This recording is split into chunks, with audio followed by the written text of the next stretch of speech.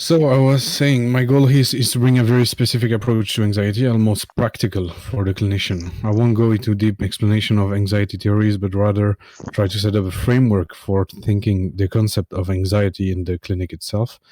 I would recommend following all the presentation here on anxiety because Divya gave a very dense presentation, for example, on Kleinian theory, if you are interested in that. And it all articulates together. So if you want to have a very broad understanding of what anxiety is in psychoanalysis, I recommend checking that out and staying for other presentations that will come in the future.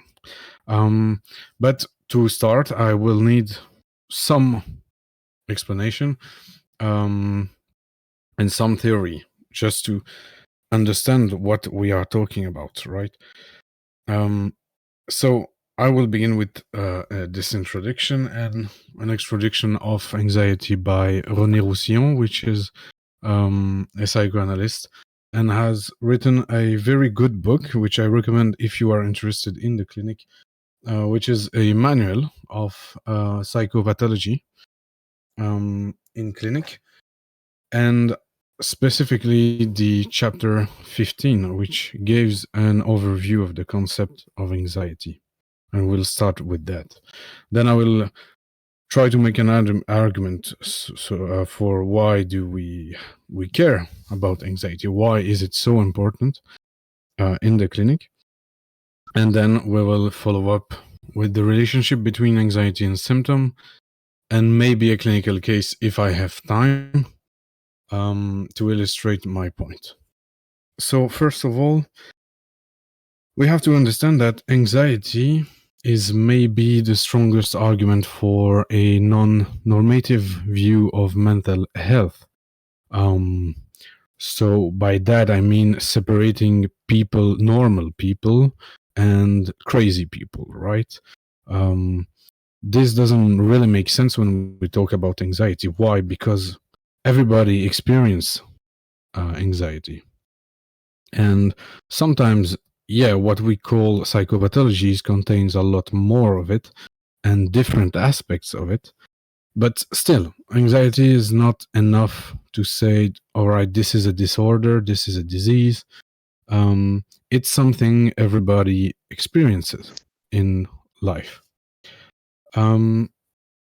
But the contradiction here is that yet it's still one of the hardest concepts to define. What a good mental health could be would be the ability to bear a certain amount of anxiety, so to speak, without the whole psychic apparel crumbling apart. And we can see that anxiety has some benefits. It can function as a signal, warning us of something potentially dangerous. But all of this is very vague. Those definitions, they do not help us understand what the nature of this concept is, even less what forms it can take. We can think of, for example, a broad anxiety feeling, maybe a more precise localization in the body. For example, oftentimes we're going to see palpitation of the heart, quivers, stomach ache, all of those signs that make us think of anxiety and localized in the body. But we could actually, in a very Lacanian way, define the anxiety as what the subject tells us.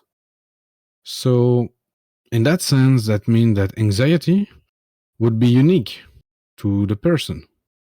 So, again, it's hard to define anxiety because it depends on the person, all right? But Roussillon makes a big difference between anguish, so anxiety, fear, and dread. We can start with these differences to get a sense of what it can be.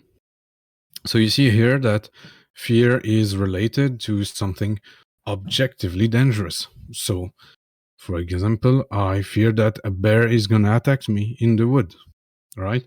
And I see the bear, it's objectively dangerous. If I stay here, the bear will kill me.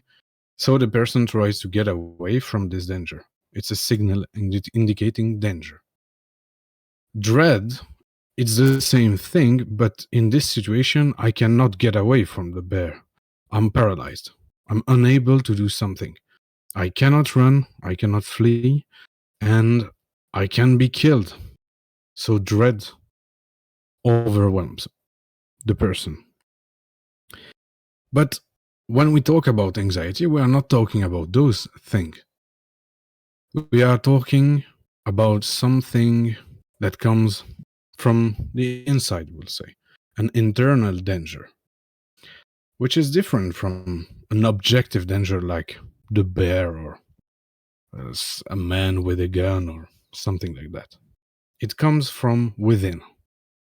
This is quite an important difference, even if it does not define anxiety. It helps us think about anxiety in a way where it's a product from the psyche, from inside.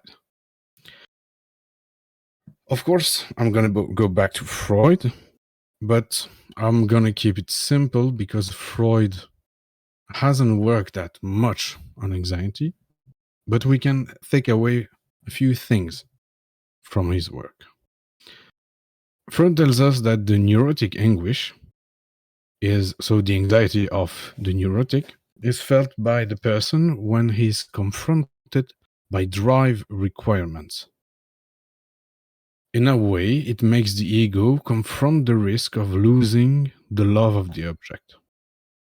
And this is a very complex sentence if you're not familiar with Freud's theory. But I'm going to try to make it simple for me first and for you to get a glimpse of what anxiety can be in Freud's work. It means two things, actually.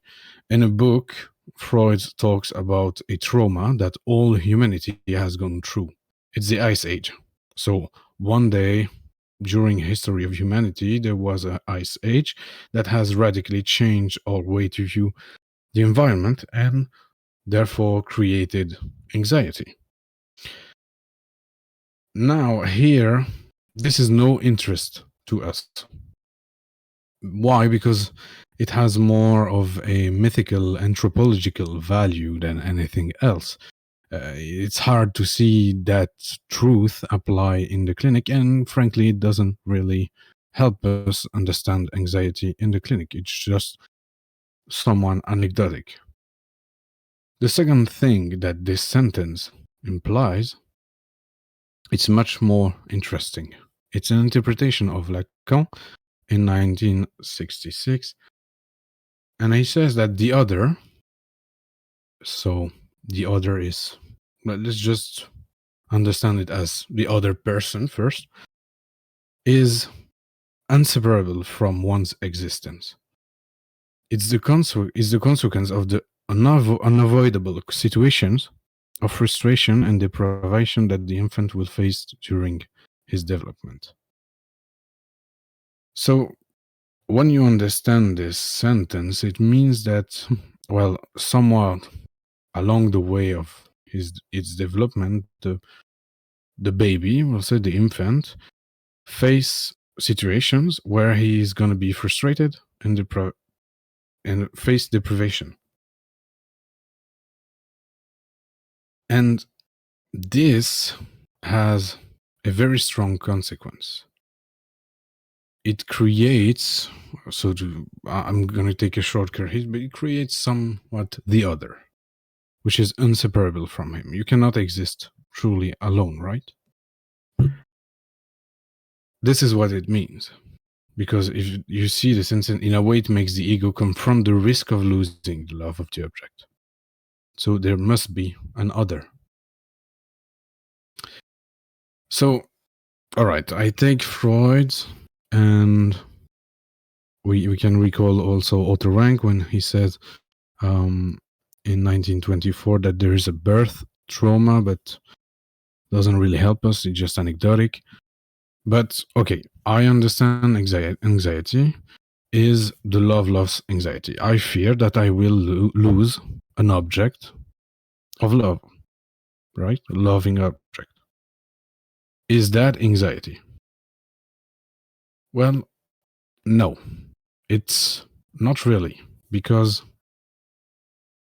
is that what we see in the clinic? For example, if we take a population that doesn't really have a loving object. Why? Because if we say love lost, that means that there is first a loving object. Okay, so let's see the population without a love of the object yet. So very young infant, babies. Think about babies. How do the I mean, in theory, that means that there shouldn't be anxiety in the baby because there is no loving object yet. But the clinic says that there are forms of anxiety even in the babies. So the hypothesis of Roussillon is that in fact this anxiety related to a risk of losing the love of the object is already an elaborated form of anxiety, something more complex. There is a primitive stage of anxiety, a very broad anxiety that mixes itself into pure experience of distress, right? So thinking about losing the loving object is not enough to understand anxiety. But yet Freud does not stop here. Freud maintains that anxiety is a reactivation. Okay, he says that something has happened before and elsewhere, and the subject fears that this event will happen again. This is anxiety. How true is that? Well, it's a statement that we cannot prove, but there are traces of those past experiences of anxiety, and those are defense mechanisms that are in place today for the patient. So we can understand that defense mechanisms are a residue of those past experiences, and that how we understand the Freudian statement about something has happened before and elsewhere is represented by the defense mechanism. Which leads to a really interesting point. It means that anxiety must be understood as a process, a story of the patient. Anxiety tells us about the story of the patient. It's not just a symptom that we have to get rid of. No, it's part of the story of the patient. This is really crucial to understand anxiety in psychoanalysis. It's not a point in time, it's really something that is going to follow the logic of the subject. Now, this is the introduction to anxiety by Rene Roussillon. After that, he gives a lot of examples and a lot of different forms of anxiety, which maybe I will present in the future, but here it's not really interesting to cite every type of anxiety. It will just make more complicated. It would make it more complicated. One point that Roussillon emphasized is that the environment is extremely important for the baby. Why? Because this is something that the baby cannot understand. This pure experience of distress has to be constructed in a way. It cannot stay this pure experience. It has to change. And from there, with the help of the environment, it can complexify into something related to that risk of losing the love object, which some will call castration anxiety, but doesn't matter. Just understand that it's the role of the environment when we talk about anxiety is extremely important. The child finds in his environment a way to understand what is happening to him. He finds a way to contain it, name it in a way. First, he will imitate his parents. So, by imitation, he will elaborate on this anxiety, localize it, interpreting himself what is happening to him. And actually, what is happening is subjectivation. Subjectivation occurs after this pure experience of distress. What happens if the baby has no support at all? If we put a baby in a room with nobody, his effects are not elaborated. There are no echoes of anxiety. No environment can help him. Nothing comes back to him. He is truly alone. He stays in that pure experience of distress. What happens if he stays in that state? There is no loss of the object. There was no object. But rather, the object is present at all times. An object that is present but takes many forms. This object is still here, but it can be hostile, it can be unorganized, indifferent. And this is where the only solution for the baby here is cleavage.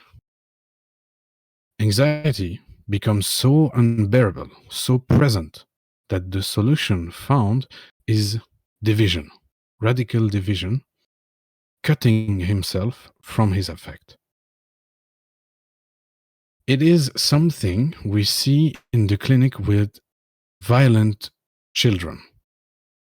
Violent children are violent because they are confronted to a specific anxiety, an anxiety of annihilation. So it's not a loss, it's much more than that. It's a return to nothingness. And therefore, Lacan will see that here we are talking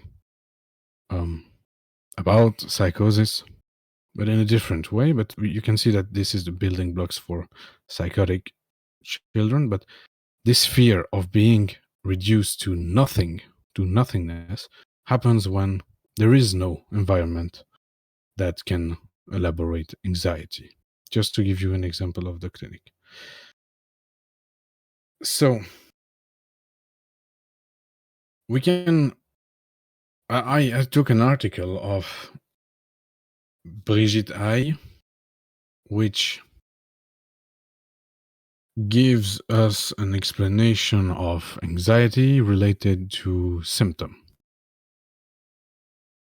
Because I think we cannot start with anxiety just like this. We have to articulate them with other concepts. You will see why at the end of the presentation. So she starts the article by saying that the symptom is not on the foreground anymore in the clinic. Instead, it seems that anxiety took that place. Why is she saying that we do not deal with symptom first, but rather with anxiety first?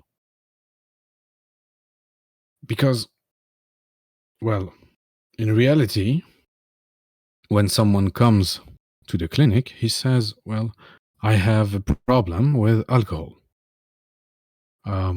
My doctor told me I have an eating disorder. I am schizophrenic, and so on and so on. So often this symptom seems to be an identity, right? It constitutes in analysis what we can call the demand, right? So, but is that true? From my experience, it's not. When we meet people in the clinic, they don't say, I am schizophrenic. Rather, they often come with something else, something that comes before the symptom, something that I calls a diffuse anxiety. A diffuse anxiety is why you go to the psychologist or the clinician or the therapist or whatever. You go because there is something that is either impossible to say, so you don't know how to put words into that thing,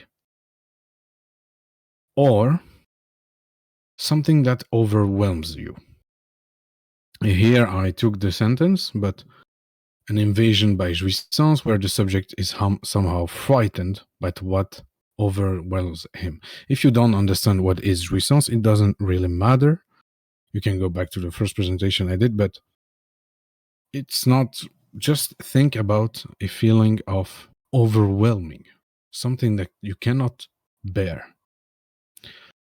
So either impossible to say or overwhelming. Both of them are failure. So something broke. Something in your mind, we'll say very simply, broke. And therefore, as a result of this break, anxiety comes up. So anxiety is actually a failure in this sense. So it's normal that in the clinic, you come to the analyst because something has failed. You do not come because of symptom. The symptom only comes afterwards. The symptom is already a construction. What you come with to the analyst is anxiety.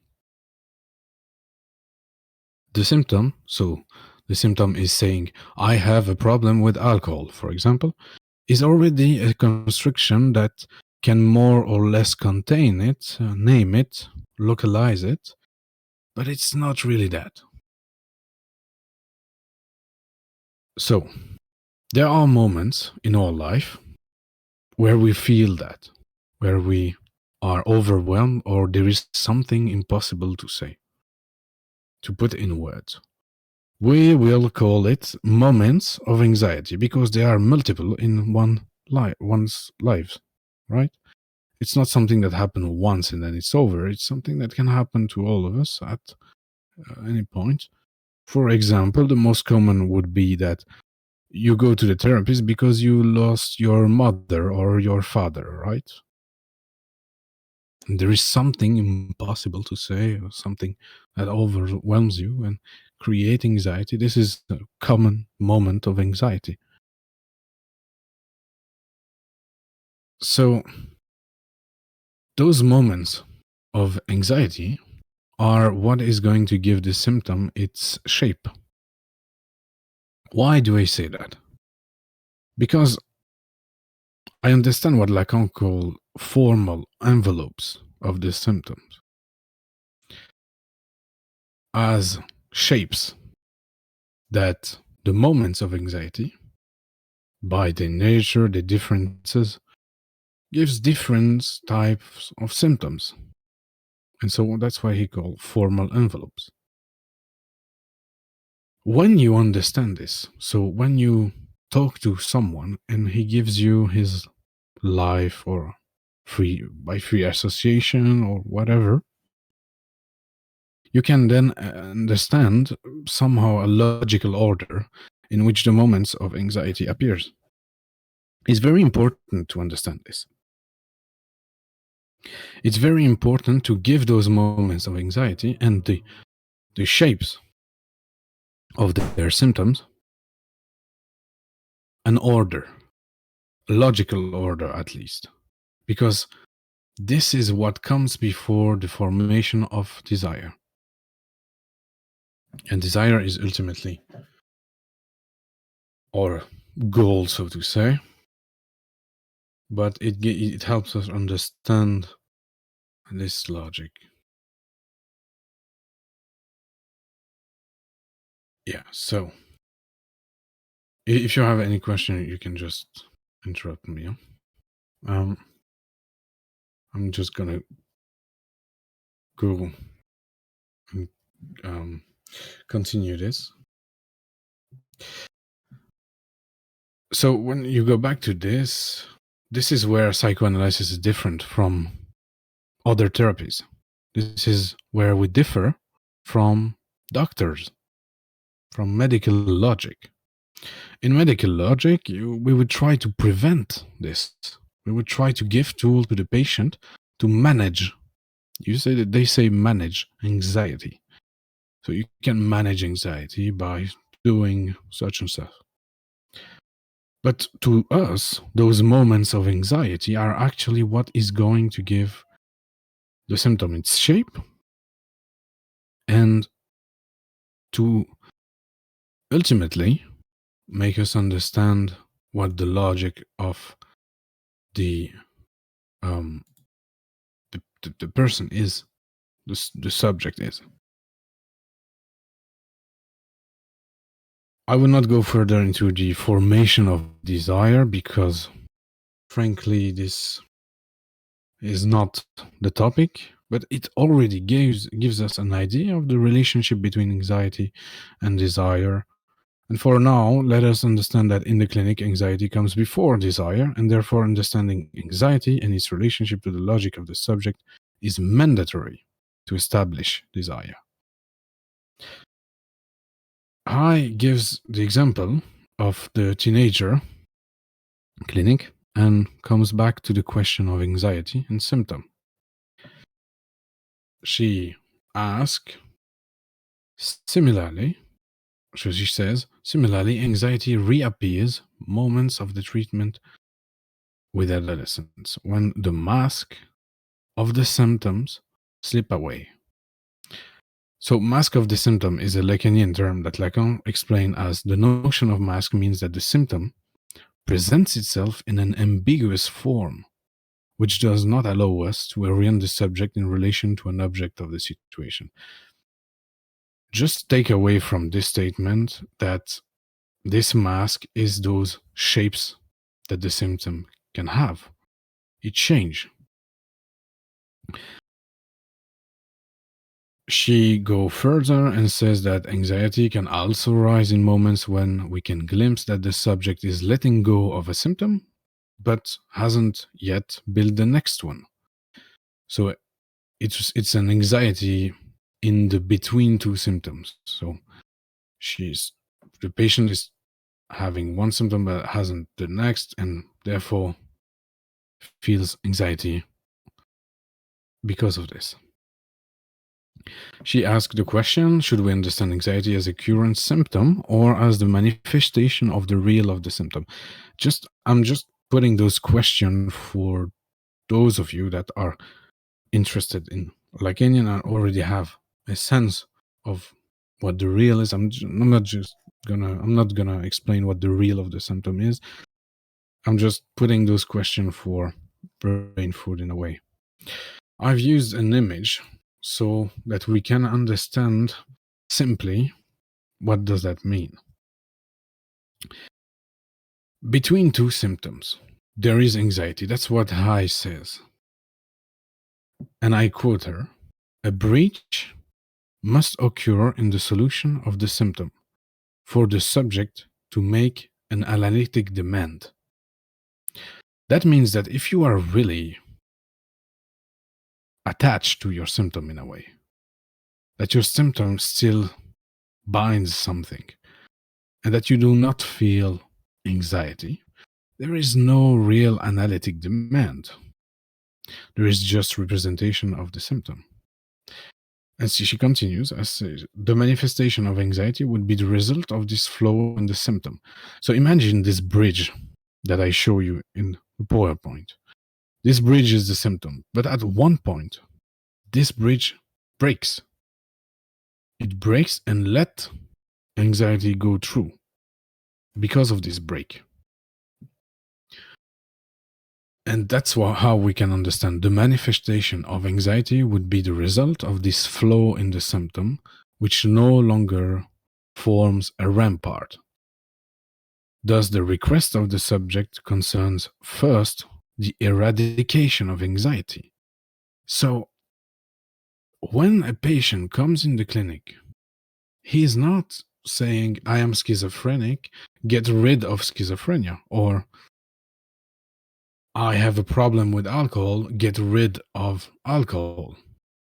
Even if he says that, what we understand is, please make anxiety disappear, eradicate it. This is the request of the subject. So that's where our work should be focused. That's why we care about anxiety. That's why anxiety is so important in the clinic and so difficult to understand. Now, you can see that anxiety is important. And for Lacan, the manifestation of anxiety is a manifestation of the subject, therefore. When he begins in page 53 of Seminar 10, Lacan has this sentence: feeling what the subject can bear of anguish puts you to the test at all times. So it's almost like a warning. At least I hear it like a warning, right? Like something, okay, let's be careful with anxiety. And with this in mind, the clinician can allow, I called it reparation of the symptom to occur through fantasy. So, but it's just to follow up on this image of the bridge being rebuilt, right? So between the two missing parts, we are going to, with analysis, we are going to try to bind them together to cross this bridge of anxiety created by a symptom. But through fantasy, we'll see why it's so interesting. So I say we can think of this as creating bindings between the subject and the object. Again, this fantasy, that this is a quote of Lacan too. The fantasy which the neurotic makes use of, which he organizes at the moment when he uses it, it is striking. So just remember that this fantasy which the neurotic makes use of is precisely what serves him to defend himself against anxiety, to cover it up. Right? So we had symptom, we had anxiety, now there's this notion of fantasy. I'm just laying the grounds for further explanation. So if you don't understand all of it, it's normal. I don't understand all of it. Just use those concepts to articulate somewhat questions about anxiety. It's more important than understand what is anxiety. I was talking about the object. If we go back here, I say binding between the subject and the object again. But what does that mean? Really, it means something very complicated. I'm just gonna put it in a very logical way so we can have a basic understanding. This object, which is complex concept, and you will see that this actually is the only invention of Lacan in psychoanalysis. It's a very difficult topic, but let's say for now that it's a lack. Something is lacking. Why? All right. To create desire, we have to lack something. If I have everything, how can I want something, right? How could I want something? I need to lack something, miss something to desire, right? Very basic understanding of desire. So that means that the object is what is lacking, right? There is something missing, and we can call that the object. But the fact that I'm missing this means that, could you think of something that you are missing? Not really. The subject cannot think of his lack. Those two leads us to one conclusion. The object remains forever informulable. right? We cannot say anything about this because we cannot think of this. So you see how hard this concept is. It's a contradiction in itself. Anxiety testifies this impossibility. This impossibility to think about it, to formulate it, is anxiety. Think about a coin. Anxiety and symptom are two faces of the same coin. But in between, there is this object. That's why Lacan says the symptom is the equivalent of anxiety. But it's the equivalent, but by which it's possible for the patient to formulate something for a time, what turns out to be informulable at the end. So that makes us think we can formulate something, right? But it's ultimately impossible. Between the coin, between anxiety and symptom, there is something. There is this object. There is object A, right? Just remember object A as this link. There is something that I have yet to understand. So I am exploring this concept with you. I'm not trying to teach it to you because I fail to understand it. Because he says that between those two concepts, there is subjective translation of object A. What does that mean? I don't know. All right, so I'm as lost as you here. It's far too complex to me yet, but what I understand is that there must be a process for anxiety and symptom to bind together somehow. And Lacan warns us about this being somewhat impossible at the end, right? He says, all the pullulation of the meanings that it can engender does not manage to quench what is at stake in this whole of a central loss. So it's impossible. That's what he says. Even if you put meaning into it, it doesn't matter. It's impossible to grasp. Very fatalistic view of this concept, really. The symptom is therefore the way in which anxiety is treated by bringing the object A into play. Maybe you understand more than I do. I'm just putting those out there. So is this theoretical nonsense? Is this just bullshit? Right? That's what interests me. Is that okay? Is this gonna make my clinic more efficient or my understanding of the psyche more efficient? I don't know. Because the object A seems to be the cause of the anguish, but also it is produced by the anguish. And she says, which petrifies him, but to which he gives in, does not allow the subject to find his bearings. What does that mean? I don't know. It's just interesting to me to look at, right? Hyde ends the theoretical side of her article by giving us a glimpse of this lack. In anxiety, the subject fades away, yields by getting rid of this object to which he will reduce himself, in which will henceforth support him. So you see that the multiple function of anxiety. So in this presentation, and I think in future presentation, I will fail to define anxiety.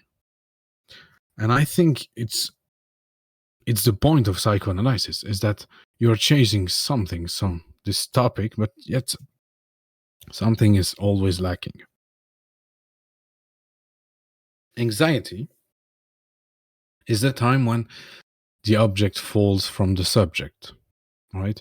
Every Lacanian has heard this sentence and yet cannot define it. It's really hard to explain because anxiety arises when something appears instead of the lack. In seminar 10, You can read. He starts his seminar by saying, when the lack comes to lack. Question that will lead us to understand a little bit more, maybe, of this concept of anxiety throughout the presentation. But let's have this sentence in mind throughout. I, at least, have this sentence in mind where I try to understand what is anxiety, what it is in the clinic. Is the lack, when the lack comes to lack. So now I can end the presentation here. I think I will,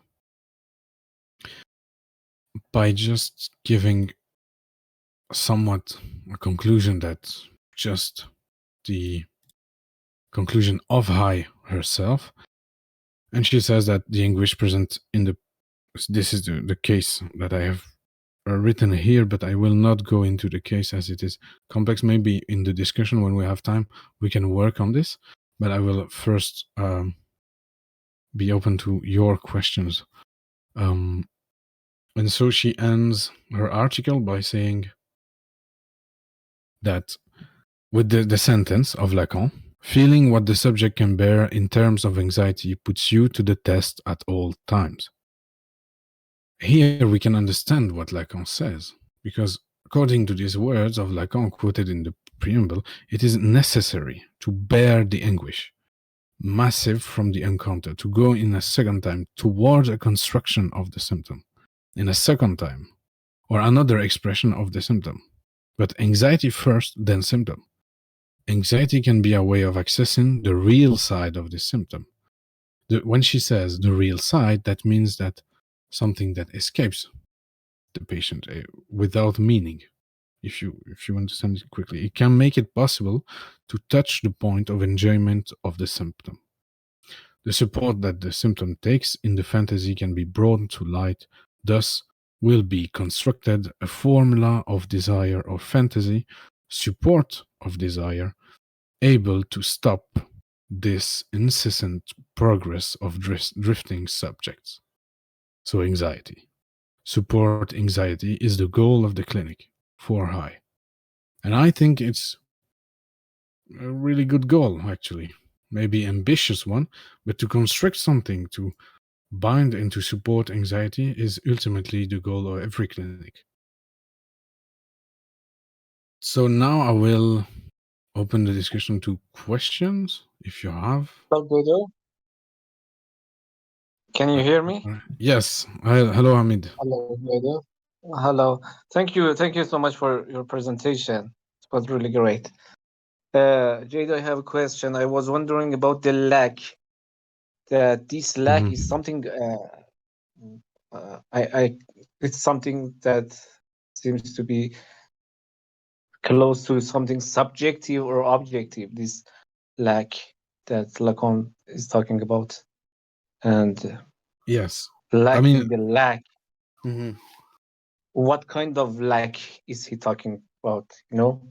It's the lack of signifier, can we say so? Mm-hmm. Or the lack of object, or this is other. I mean, this is the whole problematic, is that at the same time, this lack, we'll say like this, is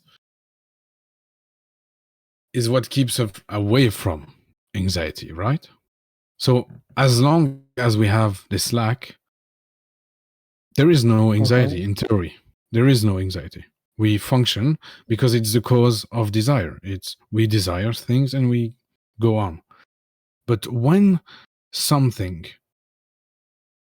that's how I understand the sentence, when the lacks comes to lack, or when the lack comes to lack, something My like this. exact question is that what is this lack that we have access to it, that it keeps us away from the anxiety? Yes. I mean, this is the big debate.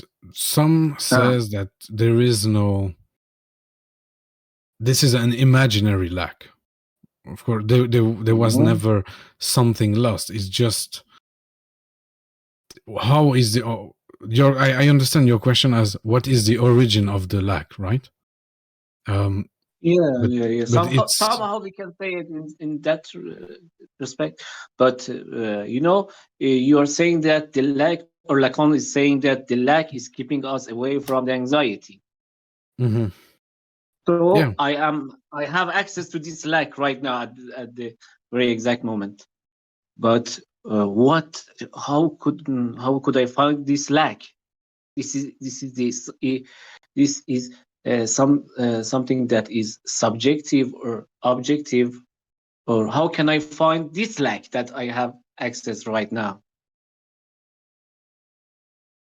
it's precisely the point where I stated that the subject cannot think of his lack. Mm, So it's impossible. mm, It's mm, impossible mm, to think about something that you lack, right? Uh, it's a point of something missing, but yet that you cannot see. I mean, there is this, and this is how Lacanian is somewhat dogmatic, because he says he has this belief that it's impossible. I don't know if it's possible. Maybe some constriction can help us, but in theory, for him, it's not possible, right? mhm, mhm, So yeah, mhm, it's Lacan puts us in front of a wall that says, okay, the subject cannot think of his lack, and the object is what is lacking. So the subject cannot mhm, think of the object, right? He just mhm, loses it, mhm, and that's mhm, what puts him in movement. That's what makes desire, and so on. But you cannot think at mhm, the first moment where you lost this. No, it's an imaginary, mythical almost conception. It's like I compare it to like Oedipal complex. It's not possible to really have a proof of the Oedipal complex. It's just a concept that can help us understand what is mhm, happening in the psychic apparel. mhm, mhm. You're right. I don't know if Danny, maybe you want to write a question. I don't know, or Divya, Mystic Serpent. I don't know. Go ahead if you have a question. I have shared the PowerPoint with you if you want to read that. And the clinical case is not that good. It's very Lacanian. So if you have no understanding of Lacan theory, is kind of hard. So I find it not really interesting. It's just that there is this person that comes in for sexual assault. So she has been sexually assaulted. And she comes in the clinic very disorganized, unstructured. So you can see massive anxiety. But when the clinician asks her, okay, um, what is happening in a way, I don't know which question he asked, but he says this, and she says there is something stuck in my throat, right? Um, that's the only thing she can say. And we can think about the first definition of anxiety, which is impossibility to say something. She can localize it, but she cannot say really, there's something stuck in my throat. She cannot define it. She cannot talk about it. It's just something, right? So impossibility to say. She then gives a lot more details. And you see that with 3 sessions only, because she then stopped the analysis, there are some illustration of anxiety and how it can be contained in a way, for example, with the piercing she makes. But that's pretty much it. I don't know why she used that example in her article. I find it lacking somehow explanation, but it makes us think. So if you want to read it, and maybe you can try to work it out for yourself, see what you can take away from this clinical case. That's the only reason I put it there. So yeah, thank you for your time. I guess if there are no more questions. Um, so my question would be, In one of your slides, you talked about how you know anxiety is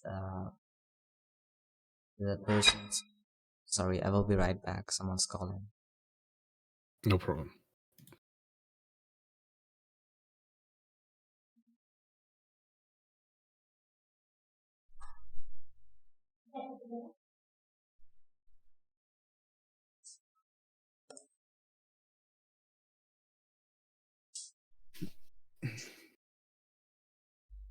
In the next presentation, I will try to open up more and more questions of this anxiety.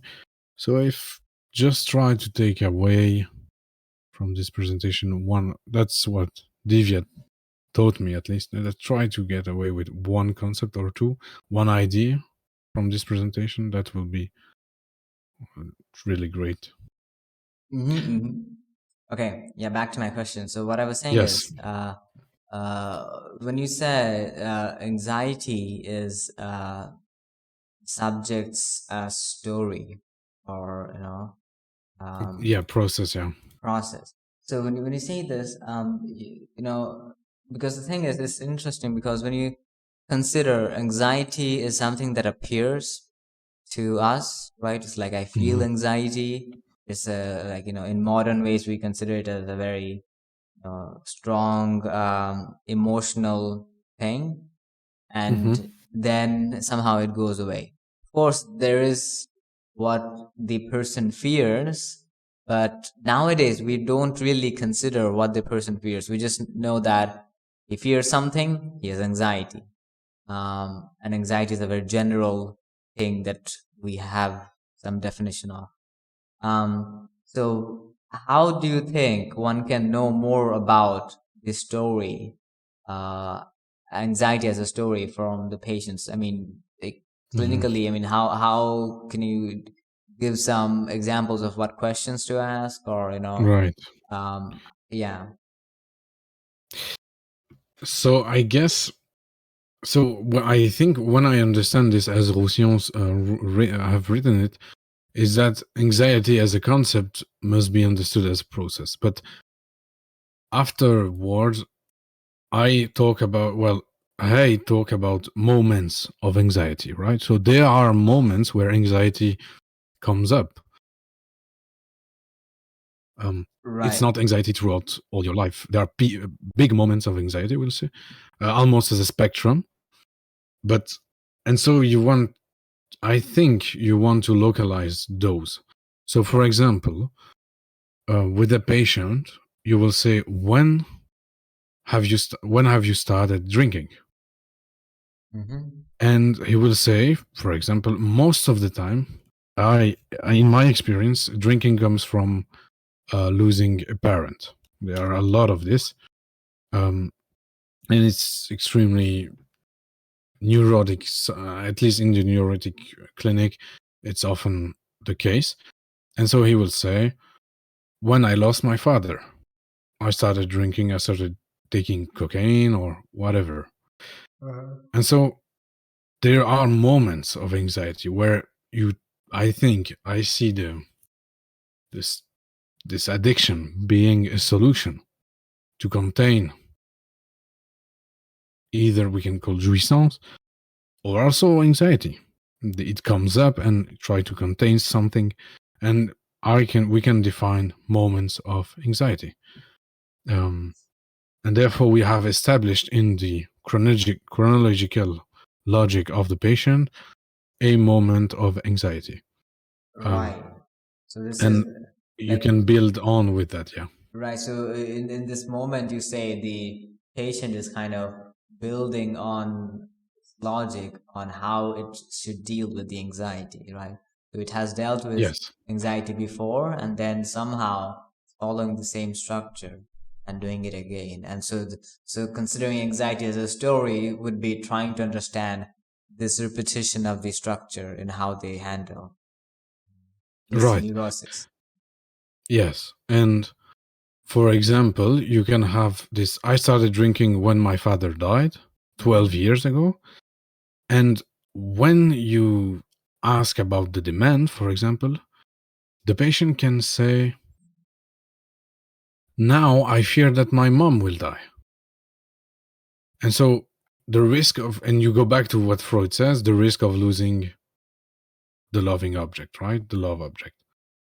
And this risk creates anxiety. And it gives us another potential moment of anxiety. It's not a potential, it's already there because she's already feeling that anxiety coming up and going to the clinic for that. And so you can see that if you extract those moments of anxiety, the alcohol is not there. It doesn't really matter, really. It's just some, signifier or something. We are not working on alcohol. We are working on those moments of anxiety. And it can extract, actually, the almost, I would say, the excuses, right? And something more interesting clinically.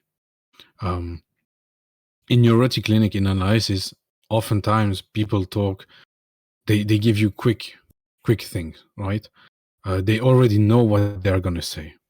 Freud calls it in his area the, I don't know how he calls it, like they are intentionally covering something up, right? Right. By giving excuses. And you want to break into that. And one way to do that is to try to ask and to work on those moments of anxiety, because there are no covering that up, right?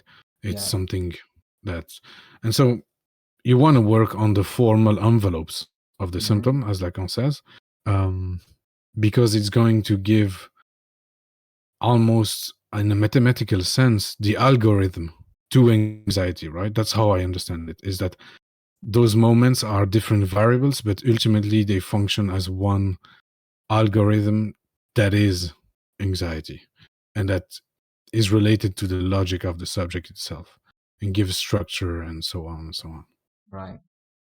Yeah, I think this is important because this is partly why anxiety, like, even though it's such a hard theoretical concept, but it's still more important in the clinic too, because when you think about the famous Lacan's saying that, anxiety is the only affect that doesn't lie, then if it doesn't lie, then how are we actually going to know its truth? It's not going to say itself, especially in neurotic.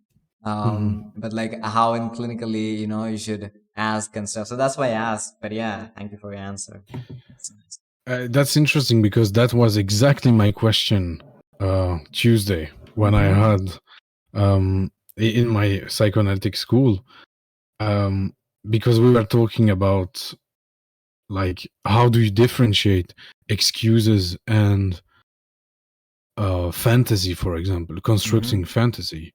And the only difference, I mean, at first my professor told me the excuse comes up quickly, right? They are already made, so the patient gives you excuses like that. He doesn't think about it.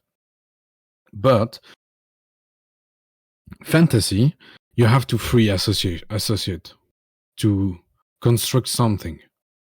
So it's more of a construction with the patient through transference and so on, than excuses that are made up. And when we say excuses, it's also knowledge, right? If you go to the analyst with a huge background in psychoanalysis, it's not going to help you, because this knowledge is also in the realm of excuses. It's only by free association that you will construct something that binds this anxiety to the symptom, and true fantasy.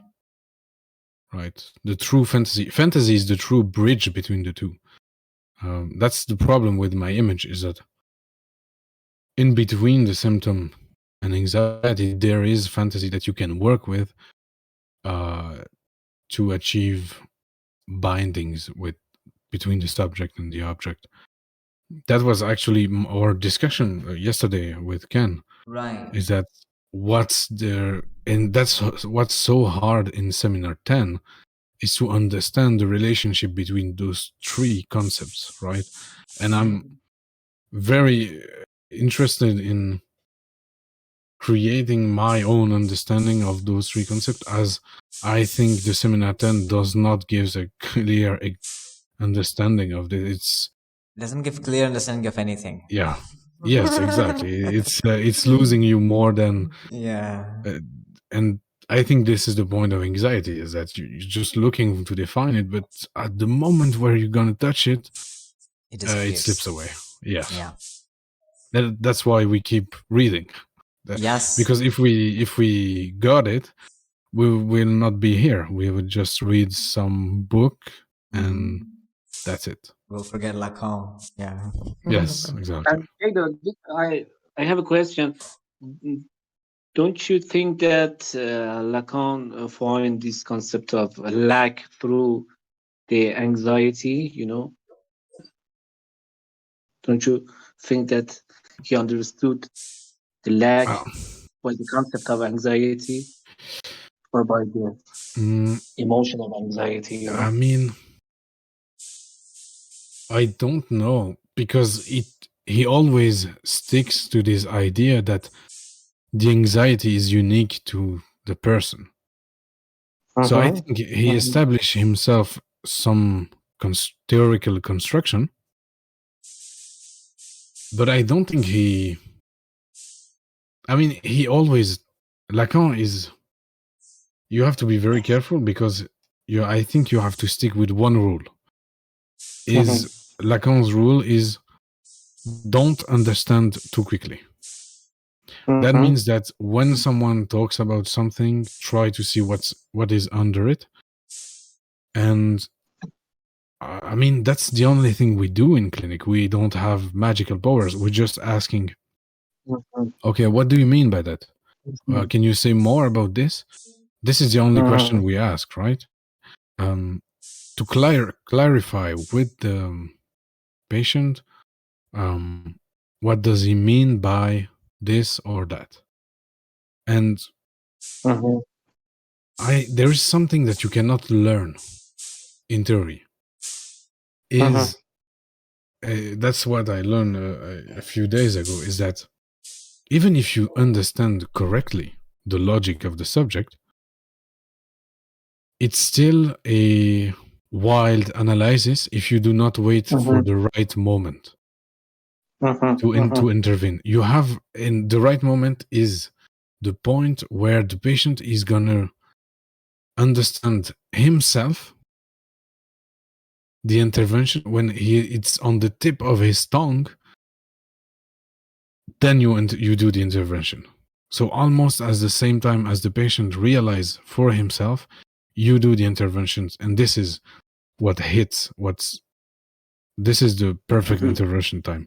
And this learning how, when it's the moment, is the true, it's what's come with experience. The old clinicians, people, they can do that quickly, but I just have to train for that, and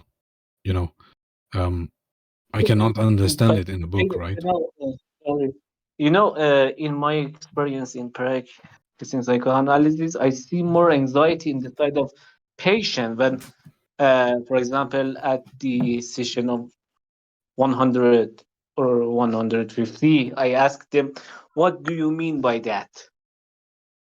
They tell me, you must understand me very well, since I told you too many times this sentence. Yes, the patient can be pissed off. Yeah, the path or the trajectory that we are working by this approach brings more anxiety sometimes. Yes, that's a good point, because I do quite agree with the not understanding too quickly, but the demand or the request of the patient is you must, if you they judge us through understanding. That's the yes, but theoretical point. That's why the analysis is not comfortable. if you are doing For a work patients, with, for yeah, patients, but for yes, analysis, that's great. I mean, yes, Uh-huh. that's great. But if the patient feels like, you know, I don't think that.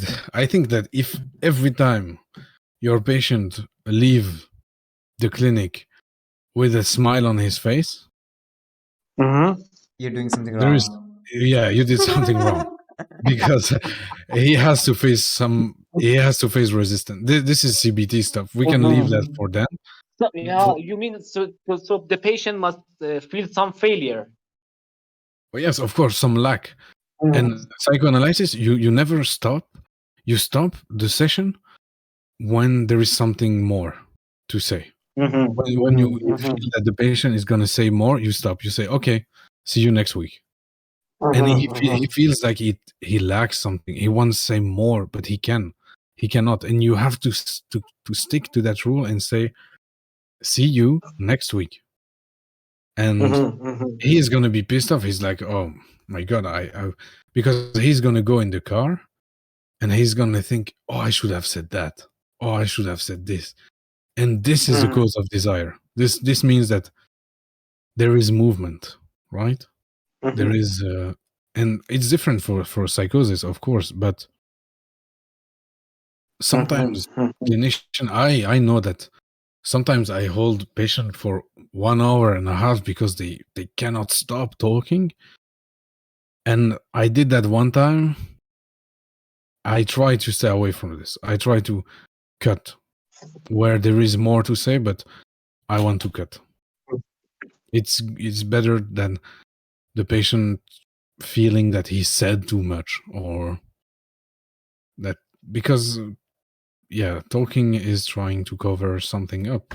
So yeah, that's why people see Lacanian as bad people, because they stop the session sometimes, but nobody does that. No, just from Lacan, since Lacan, nobody does 5 minute session. That doesn't exist anymore.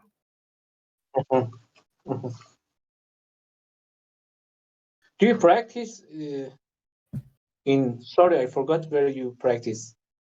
I'm in a psychiatric hospital. Yes, in Belgium. I manage the They level allow of. you to use the scansion? Sorry. Do they allow you to use the scansion? Well, I do what I want. I do what I want. Um, uh, so there is nobody, because I have. What's great about the psychologist in psychiatry is that I don't have any powers. So when the patient comes to me, I say, okay, I cannot do anything for you, and we can just talk, and that's it. Because there is the social worker that will find him a job or formation and so on. There is the psychiatrist that will give him medication. And then there is this dude that stays in the clinic and who cannot do anything for him, but try to talk. And this is great. It's great.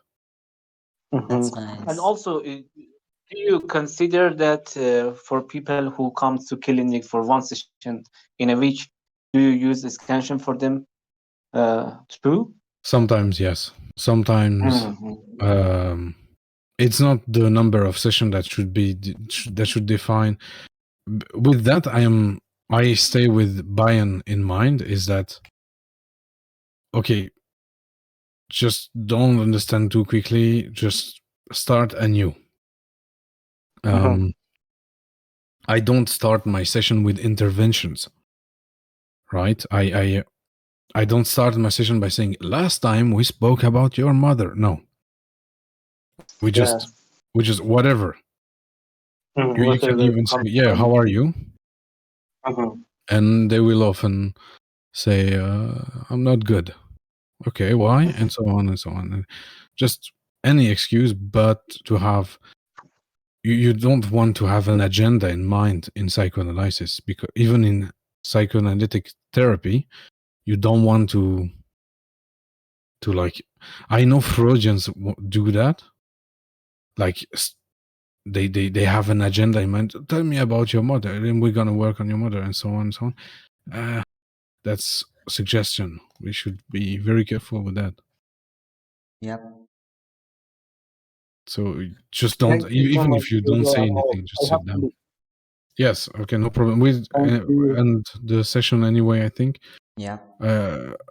If Danny or Mystic Sabrant, you have questions, you can ask it. If not, thank you for your time. And we'll end the presentation here. Thank you, DJ, also. Yes, thank you, Jado. Thank you for your things. Also, you said you want to continue with anxiety, right? As a Yes, series. I think the goal is to work on anxiety as much as we can. I think the Right. next presentation will be either Sean or yours. I don't Yeah. know. We'll Just, see I'm that not sure after. about Sean. If he thinks he can, then that's great. Otherwise, I'll do another Okay. on anxiety. That'll be nice.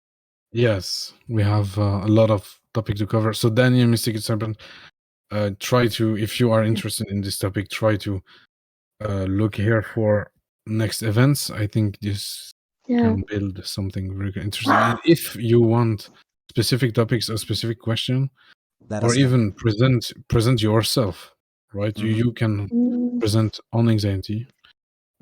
Just let us know. All right. Yeah. Okay. Thank you. Thank you very much for the information. No problem. My pleasure. All right. See you next time. Yeah. Bye See you bye. next time. Goodbye. Have a good weekend, guys. Yep. Yes.